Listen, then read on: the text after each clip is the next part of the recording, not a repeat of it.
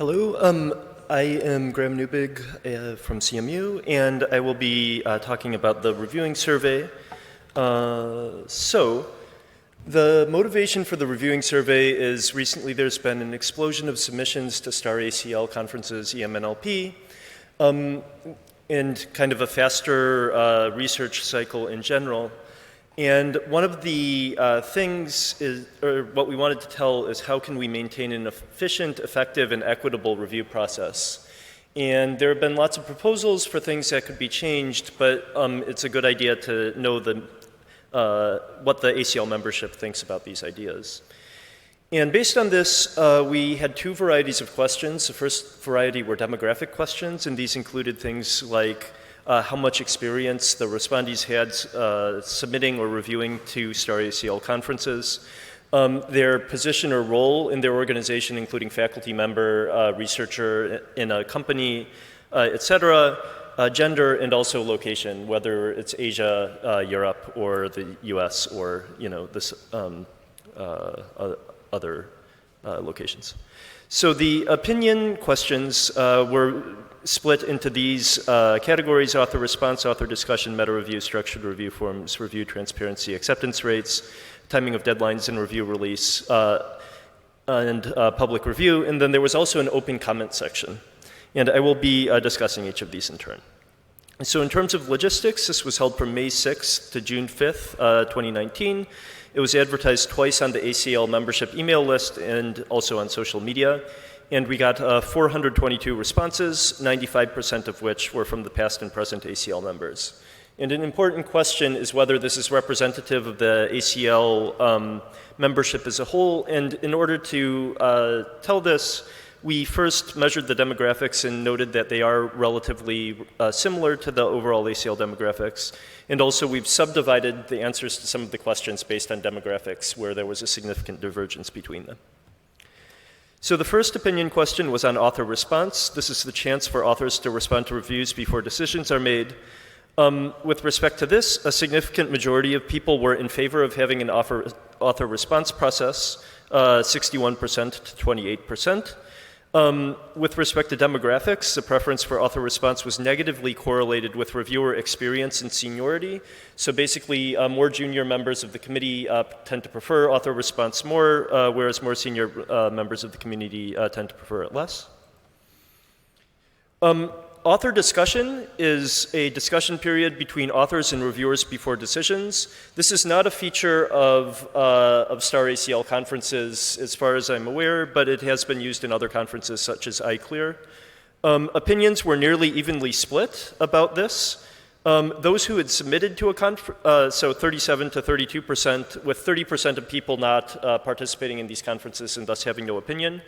Notably, those who had submitted to a conference with author discussion preferred it, 63 to 26%. Those who had not did not prefer it, 24 to 37%. There are two factors that could go into this. One factor may be that people who experienced it liked it. The other factor could be that people who don't like the idea of author discussion chose to not to submit to these venues. So there's two possible interpretations there.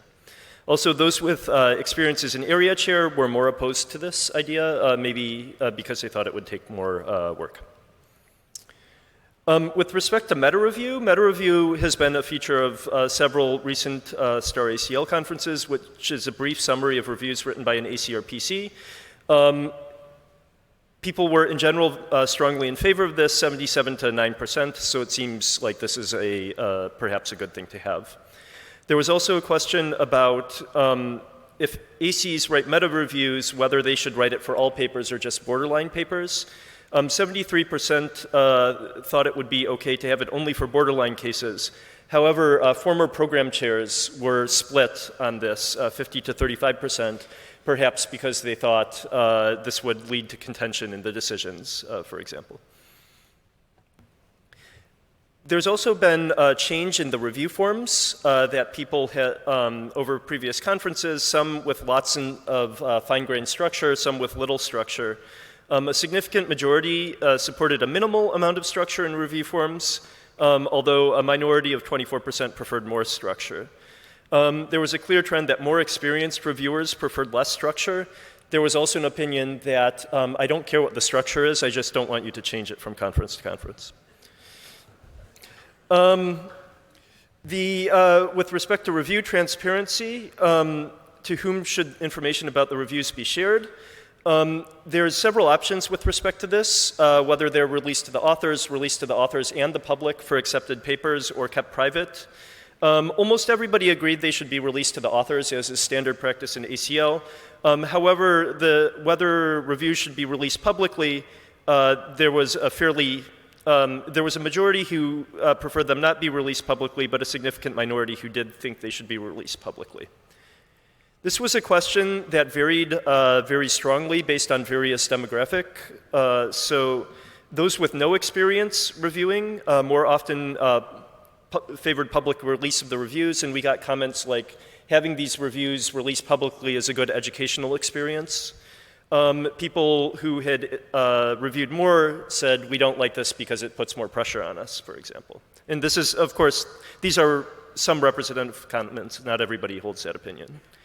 With respect to gender, 26% of female respondents, only 26% approved, versus 40% of male and those who preferred not to state their gender approving. Also, for PC experience, those with PC experience were strongly against public release of the reviews, with only 14% agreeing. Another thing we could consider releasing either to the authors or publicly is discussion and meta review. So discussion and meta review also play an important part in the decisions. 47% preferred that post-review discussion not be released to the authors, and the remaining half were split between release to the authors and public release.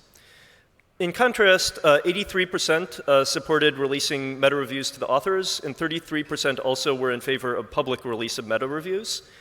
And in general, preference for public release reduced with reviewer experience. So people with little experience were more in favor of transparency, people with more experience were less.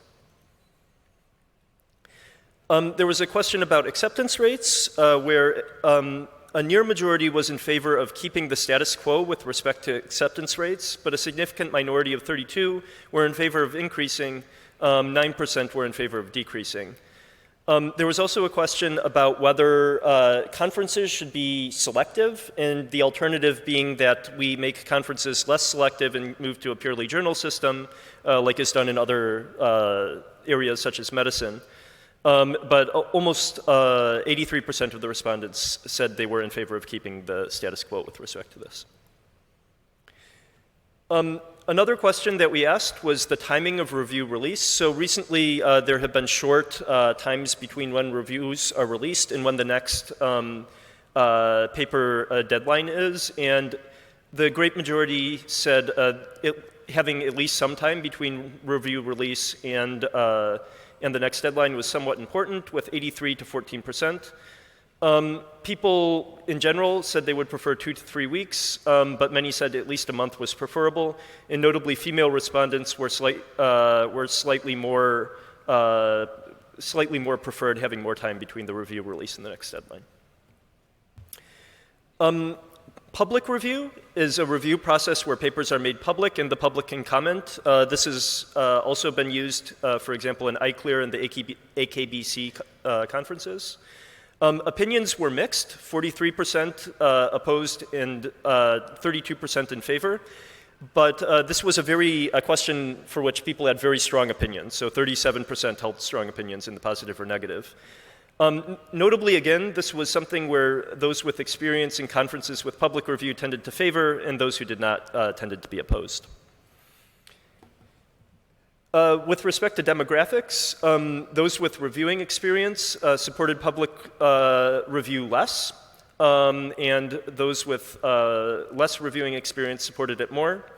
And also, female respondents were less likely to support public review than male respondents. However, perhaps due to the nature of the conferences that do public review and not having as many female participants in those conferences, fewer female respondents did have experience with public review, so these two effects may be interacting in the analysis here. So There are many, many ideas that people gave in the open comment sections. The whole report is 100 pages long, and I read all of the comments and tried to categorize them into areas. So I highly encourage you to read the report for more. But some more prominent comments were suggestions below. So we had suggestions for a revise and resubmit policy. So this is where basically the reviews from previous conferences would stick around. So you would get them for the next conference. This has the potential advantage of lowering the review load by already having a first pass review when you review for the next conference, and also perhaps for authors not being able to, not having to basically get a completely new set of reviews. The disadvantage to this would be if you got really bad reviews, you might not want them to stick around. So there's advantages and disadvantages. Another suggestion would be spacing out conferences more throughout the year, or move to a rolling submission cycle. So basically, right now we have 6 months between the EMNLP deadline and maybe the next conference deadline, and some people dislike that, for example. Also, shorting the review cycle significantly. I think 2 weeks is an aspirational goal, but via better automation of the various processes that are involved. And finally, a large number of people had experience with open review. Many of the people who had experience with open review, which is a combination of public review and author discussion, many people who had experience with it liked it and suggested that we move to that model. So one option would be to try this once, perhaps in a lower stakes setting, like for workshops that opt into using open review, for example, and then collect data and see whether that's a model that people are interested in. So that is the entirety of the survey.